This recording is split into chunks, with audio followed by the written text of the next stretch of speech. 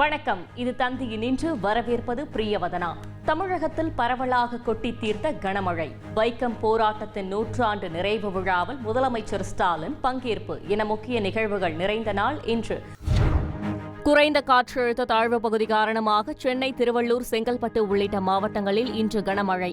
நெல்லை, தென்காசி, தூத்துக்குடி ஆகிய மாவட்டங்களுக்கு red alert. வரும் 15ஆம் தேதி அந்தமான் கடலோர பகுதியை ஒட்டி புதிய காற்றழுத்த தாழ்வு பகுதி உருவாகும் என வானிலை ஆய்வு மையம் இன்று தகவல். பூண்டி நீர்த்தேக்கத்திலிருந்து வெளியேற்றப்படும் உபரி நீரின் அளவு இன்று 5000 கன அடியாக உயர்வு. சாத்தனூர் அணையிலிருந்து 13000 கன அடி நீர் திறக்கப்பட்டதால் தென்பெண்ணை ஆற்றங்கரையோர மக்களுக்கு வெள்ள அபாய எச்சரிக்கை. தொடர் மழை எதிரொலியாக திருவண்ணாமலைக்கு விரைந்தது தேசிய பேரிடர் மீட்புக் குழு. சென்னையின் பல்வேறு குடியிருப்புகள், சாலைகளில் இன்று மழைநீர் தேங்கியதால் பொதுமக்கள் அவதி. மீண்டும் கார் பார்க்கிங்காக மாறிய வேளச்சேரி மேம்பாலம். ஒரே நாடு ஒரே தேர்தல் தொடர்பான மசோதாவுக்கு மத்திய அமைச்சரவை ஒப்புதல் என தகவல். அடுத்த வாரம் நாடாளுமன்றத்தில் தாக்கல் செய்யப்படும் என எதிர்பார்ப்பு. இந்திய ஜனநாயகத்தின் மீதான தாக்குதல் என முதலமைச்சர் ஸ்டாலின் இன்று கண்டனம். கேரள மாநிலம் வைக்கத்தில் நடைபெற்ற பெரியார் நூற்றாண்டு நிறைவு விழாவில் முதலமைச்சர் ஸ்டாலின் இன்று பங்கேற்பு. பெரியார் நினைவகம் மற்றும் நூலகத்தை திறந்து வைத்தார்.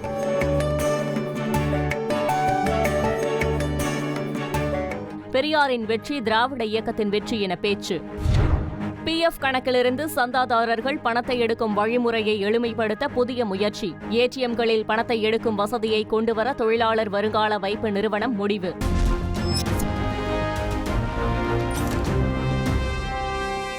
சென்னை, திருவள்ளூர் உள்ளிட்ட மாவட்டங்களில் இன்று கனமழை கொட்டி தீர்த்த நிலையில் நெல்லை, தென்காசி, தூத்துக்குடி ஆகிய மாவட்டங்களுக்கு கனமழைக்கான ரெட் அலர்ட் விடுக்கப்பட்டுள்ளது. தூத்துக்குடியில் பள்ளி கல்லூரிகளுக்கும், நெல்லை, தென்காசி ஆகிய மாவட்டங்களில் பள்ளிகளுக்கு மட்டும் நாளை விடுமுறை அறிவிக்கப்பட்டுள்ளது. விவரிக்கிறார்கள் செய்தியாளர்கள் சதீஷ் முருகன் மற்றும் ஸ்ரீதர்.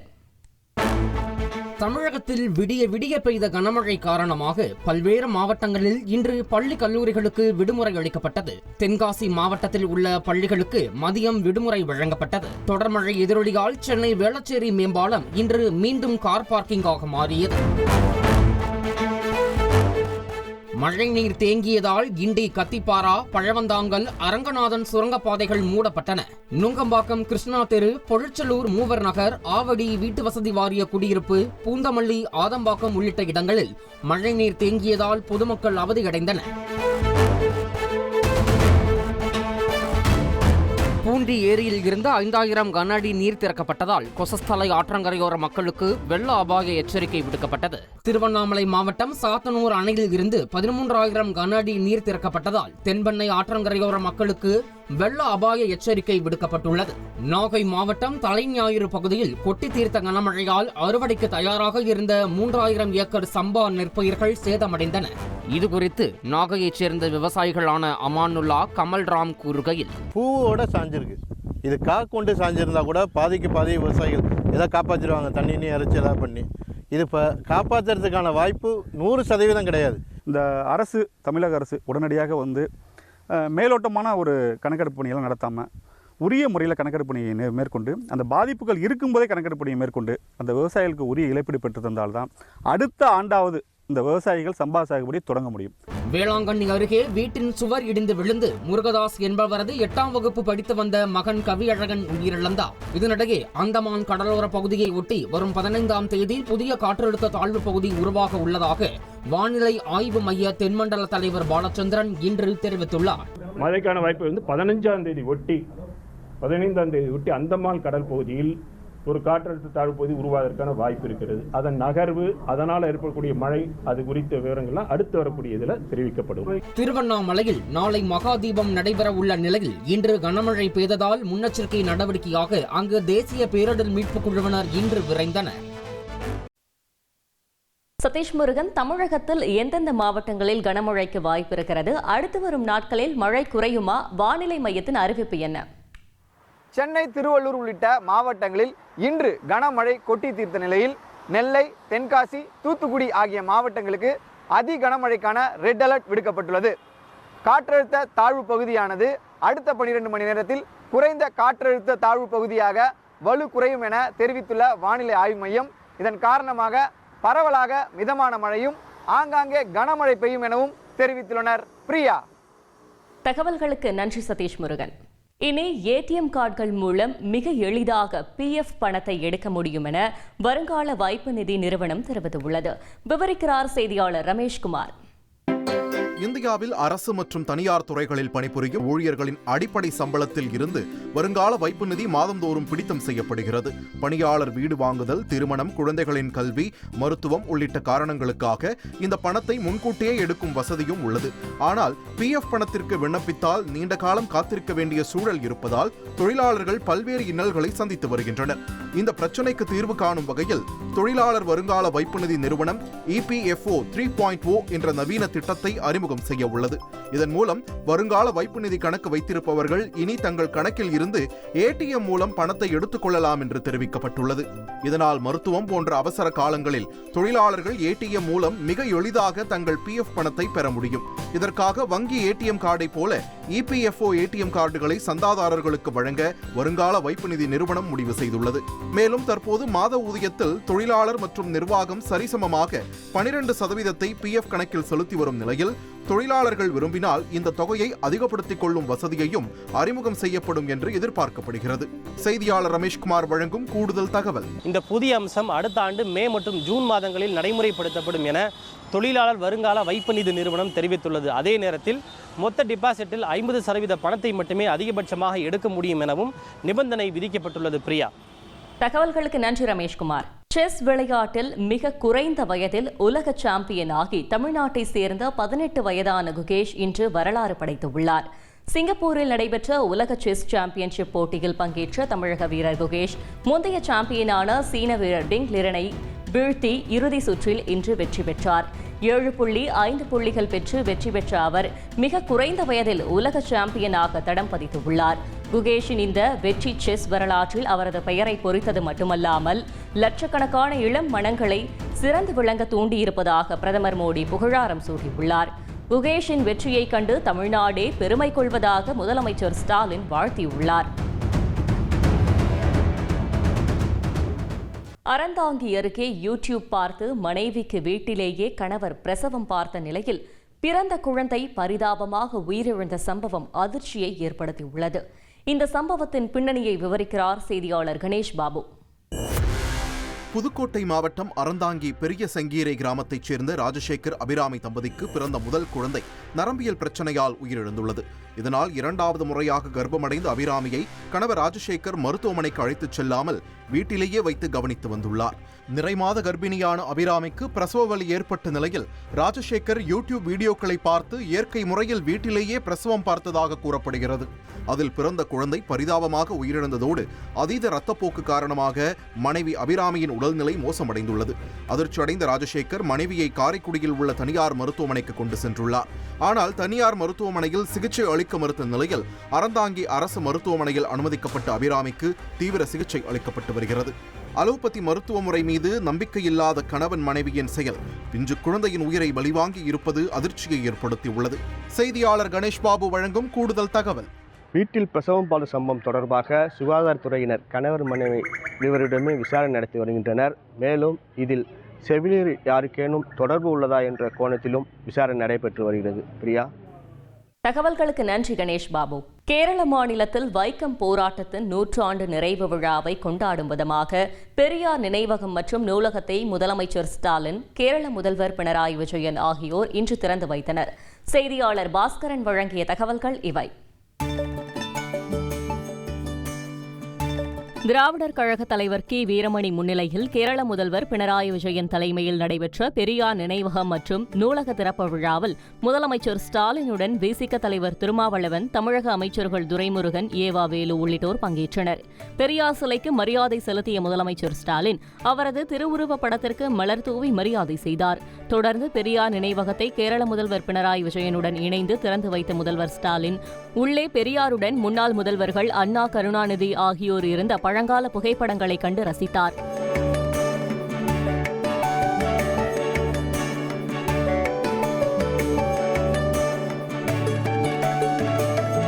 விழாவில் உரையாற்றிய முதலமைச்சர் ஸ்டாலின், பெரியாருக்கு எதிராக யாகம் எடுத்த ஊரில் அவர் கொண்டாடப்படுவதுதான் அவரது சமூக நீதிக்கு கிடைத்த வெற்றி என தெரிவித்தார்.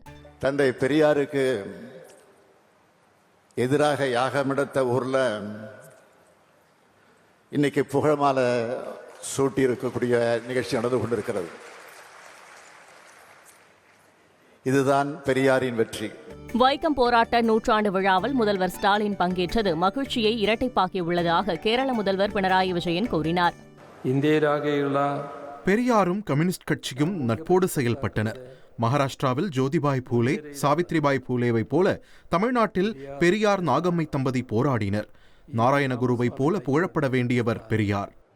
இந்த விழாவில் பெரியார் நூலகத்தை அமைச்சர் துரைமுருகனுடன் சேர்ந்து திறந்து வைத்த முதல்வர் ஸ்டாலின் அங்கு வைக்கப்பட்டிருந்த புத்தகங்களை பார்வையிட்டு வருகையாளர் பதிவேட்டில் கையெழுத்திட்டார். செய்தியாளர் பாஸ்கரன் வழங்கும் கூடுதல் தகவல். பெரியார் நினைவகத்தை புதுப்பிக்க தமிழக அரசு 8 கோடி ரூபாய் நிதி ஒதுக்கியிருந்த நிலையில் பெரியாரின் வாழ்க்கை வரலாற்றை விவரிக்கும் புகைப்பட கண்காட்சி கூடம், பார்வையாளர் மாடம், நூலகம், சிறுவர் பூங்கா ஆகியவை அமைக்கப்பட்டுள்ளன. பிரியா, தகவல்களுக்கு நன்றி பாஸ்கரன். கொரோனாவை விட 100 மடங்கு ஆபத்தான வைரஸ்கள் ஆஸ்திரேலிய ஆய்வகத்திலிருந்து மாயமாகியிருப்பதாக அந்நாட்டு அரசு அறிவித்திருப்பது உலக நாடுகளை அதிர்ச்சிக்குள்ளாக்கியுள்ளது. இதன் அபாயம் பற்றி வைரஸ் ஆராய்ச்சியாளருடன் சிறப்பு செய்தியாளர் ரஞ்சித் நடத்திய கலந்துரையாடல் இது. 2019ஆம் ஆண்டு சீனாவின் வூஹான் ஆய்வகத்திலிருந்து கசிந்ததாக கூறப்படும் கொரோனா வைரஸ் உலகம் முழுவதும் பரவி பல லட்சம் மக்களின் உயிரை காவு வாங்கியதோடு ஒட்டுமொத்த உலகத்தையும் தலைகீழாக புரட்டி போட்டது. ஆனால் கொரோனாவை விட 100 மடங்கு ஆபத்தான வைரஸ்கள் ஆஸ்திரேலிய ஆய்வகத்திலிருந்து காணாமல் போனதாக வெளியாகியிருக்கும் செய்தி உலக அளவில் மீண்டும் அதிர்ச்சியை ஏற்படுத்தி இருக்கிறது. எதிர்காலத்தில் வைரஸ் பாதிப்பால் ஏற்படும் நோய்களை தடுப்பதற்காக பல நாடுகள் மிக ஆபத்தான வைரஸ்களை பிடித்து தங்களது ஆய்வகங்களில் வைத்து ஆராய்ச்சி செய்து வருகின்றன. அந்த வகையில் ஆஸ்திரேலியாவின் குயின்ஸ்லாந்தில் அந்நாட்டு அரசுக்கு சொந்தமான வைரஸ் ஆய்வகம் ஒன்று செயல்பட்டு வருகிறது. இங்கு பல ஆபத்தான வைரஸ்களை வைத்து விஞ்ஞானிகள் ஆய்வுகளை மேற்கொண்டு வந்தனர். இந்த நிலையில் Hendra virus, Lyssa virus, Hanta virus போன்ற பல கொடூர வைரஸ்கள் அடங்கிய 323 குப்பிகள் மாயமாகி இருப்பதாக அந்நாட்டு அரசு அறிவித்துள்ளது. இதில் லிசா என்பது ரேபிஸ் நோயை ஏற்படுத்தும் ஒரு வகை வைரஸ் என்றும் இதனால் பாதிக்கப்பட்டவர்களுக்கு சரியான நேரத்தில் சிகிச்சை அளிக்காவிட்டால் உயிரிழப்பு உறுதி என்றும் மருத்துவர்கள் எச்சரிக்கின்றனர். குயின்ஸ்லாந்து ஆய்வகத்தில் இருந்து மாயமானதிலேயே மிக கொடூரமான வைரஸ் ஹண்டா வைரஸ் கொரோனாவை விட 100 மடங்கு அதிக ஆபத்தானது என்றும் 100 பேருக்கு பரவினால் 15 பேரை கொன்றுவிடும் வீரியமிக்கது என்றும் தகவல் வெளியாகியுள்ளது. வைரஸ்கள் அடங்கிய குப்பிகள் மாயமான விவகாரம் வரலாற்றில் மிக முக்கிய உயிர் பாதுகாப்பு விதிமீறல் என தெரிவித்துள்ள ஆஸ்திரேலிய அரசு இதுகுறித்து விரிவான விசாரணைக்கு உத்தரவிட்டுள்ளது. மலேசியாவைச் சேர்ந்த வைரஸ் ஆராய்ச்சியாளர் அசோக் ஞானசேகரனிடம் பேசினோம். பொதுவாக இந்த மாதிரியான டேஞ்சரஸான வைரஸ் சாம்பிள்ஸ் லேப்ல இருந்து காணாமல் போவது தற்செயலானதா? இல்லைங்க சார். ஆக்சுவலாக ஏன்னா இது எல்லாமே ஹை செக்யூரிட்டி லேப்ஸ்லாம் வச்சுருப்பாங்க. அதுக்குன்னு ஒரு ப்ரோட்டோகால்ஸ் இருக்குது. அது பயோ சேஃப்டி லெவல்ஸ்ன்னு சொல்லுவாங்க. அந்த மாதிரி ஹை செக்யூரிட்டி லேப்ஸில் வச்சுருக்கிறதுனால அதுக்கு ஒரு மிகப்பெரிய ஒரு ப்ரோட்டோகால்ஸ் இருக்குது. ஸோ அதனால் அது லேப்லேருந்து தவறுதலாக போகிறதுலாம் அவ்வளோ சகஜம்லாம் கிடையாது. பட் அங்கே ஒன்று இங்கே ஒன்று ஒரு ரிப்போர்ட்ஸ் எல்லாம் இருக்குது. ஆக்சுவலாக ஃபார் எக்ஸாம்பிள்ஸ் பார்த்தீங்கன்னா ஒரு தடவை யூஎஸ்லேருந்து எபோலா சாம்பிள் அனுப்பும்போது அது மிஸ் ஆனதாக ஒரு இது இருக்குது. பட் ஃபார்ச்சுனேட்லி அதை சீக்கிரம் ரெக்கவர் பண்ணிட்டாங்க. இதெல்லாம் இன்ஃபேக்ட் ஆக்சுவலாக ரொம்ப பழசு. இப்போ நியூவாக லாஸ்ட் 10 இயர்ஸில் அந்த மாதிரி ஒரு இன்சிடென்ட் எதுவுமே பதிவு பண்ணல. காணாம போனதுல Hendra virus, Lyssa virus, Hanta virus இதெல்லாம் ரொம்பவே ஆபத்தானதுன்னு சொல்றாங்க. இது எந்த மாதிரியான பாதிப்பை ஏற்படுத்தும்? அவங்க ரிப்போர்ட் பண்ணியிருக்க இந்த வைரஸஸ் எல்லாம் எடுத்துக்கிட்டிங்கன்னா இது எல்லாமே டெட்லியஸ்ட் வைரஸ். ஃபர்ஸ்ட் எடுத்து நம்ம சொல்லணும்னா டெட்லியஸ்ட் வைரஸ் தான். ஃபார் எக்ஸாம்பிள் இந்த ஹண்ட்ரா வைரஸ் எடுத்துக்கிட்டிங்கன்னா அது ஹார்ஸை தான் இன்ஃபெக்ட் பண்ணும். அது ஆக்சுவலாக லைக் ஹார்ஸ் மூலியம் தான் மனுஷனுக்கு வரணும். இது எல்லாமே விலங்குல பாதிக்கிற நோய் தான். இது எல்லாமே ஃபார் எக்ஸாம்பிள் லசா வைரஸோ இல்லை ஹண்ட்ரா வைரஸோ ஹண்டா வைரஸ் எது எடுத்தாலுமே விலங்குகள் ஜூனோட்டிக்ஸ் விலங்குகள் மூலயமா நம்மளுக்கு வர்றது தான். ஸோ அதனால இது தவறுதலாக விலங்குகள் அது எக்ஸ்போஸ் ஆகும்போது கண்டிப்பாக அது நேரடியான ஒரு பாதிப்பை ஏற்படுத்துறதுக்கு நிறைய வாய்ப்பு இருக்குங்க. ஏற்கனவே கோவிட் வைரஸ் சீனா ஆய்வகத்திலிருந்து கசிந்ததுன்னு குற்றச்சாட்டுகள் இருக்கு. ஆஸ்திரேலியா ஆய்வகத்திலிருந்து காணாமல் போன இந்த வைரஸ் என்ன தாக்கத்தை ஏற்படுத்தும்? பயோ டெரரிசம்ன்றது கொஞ்சம் கொஞ்சமாக வளர்ந்து வந்துகிட்டே இருக்கு. அது ஆக்சுவலாக அது இன்னொரு ஃபீல்ட் ஆஃப் வெப் ஏரியா. இதை மாதிரி திருடி இவங்க கையில் போகும்போது இது மிகப்பெரிய பேராபத்துக்களை ஏற்படுத்துறதுக்காக அவங்க யூஸ் பண்ணிக்கிறதுக்கான நிறைய வாய்ப்பு இருக்கு. இது எல்லாமே இப்போ நீங்க ஒரு வெடிகுண்டோ இல்லை வேற ஏதோ பாத்தீங்கன்னா அதுக்கு இருக்கிற வீரியத்தை விட இது மிகப்பெரிய அழிவுகளை உண்டு பண்ற அளவுக்கு இருக்கும். ஏன்னா இப்போதான் அந்த வேர்ல்டு ஒரு பேண்டமிக்கை சந்திச்சுட்டு வந்திருக்குது வெளியில. உயிரிழப்பை தாண்டி எக்கனாமிக்ஸ் வந்து இதுல உலக பொருளாதாரம் வந்து பயங்கரமா பாதிக்கிறதுக்கு வாய்ப்பு இருக்குங்க. 100க்கும் மேற்பட்ட வைரஸ் குப்பிகள் மாயமான சம்பவம் கடந்த ஆண்டு ஆகஸ்ட் மாதமே நடந்திருப்பது விசாரணையில் அம்பலமாகி உள்ளது. இருப்பினும் கடந்த 5 ஆண்டுகளாக குயின்ஸ்லாந்தில் ஹென்ரா லிசா வைரஸ் தொற்றுக்கு யாரும் உள்ளாகவில்லை என்பதால் தொலைந்து போன வைரஸ் குப்பிகளால் மனிதர்களுக்கு இதுவரை பாதிப்பு ஏற்படவில்லை என்று ஆஸ்திரேலிய சுகாதாரத்துறை விளக்கமளித்துள்ளது. புதுச்சேரி கடற்கரை சாலையில் உள்ள அரசுக்கு சொந்தமான சீகல்ஸ் ஹோட்டலை இயக்குனர் விக்னேஷ் சிவன் விலைக்கு கேட்ட சம்பவம் பரபரப்பை ஏற்படுத்தியுள்ளது.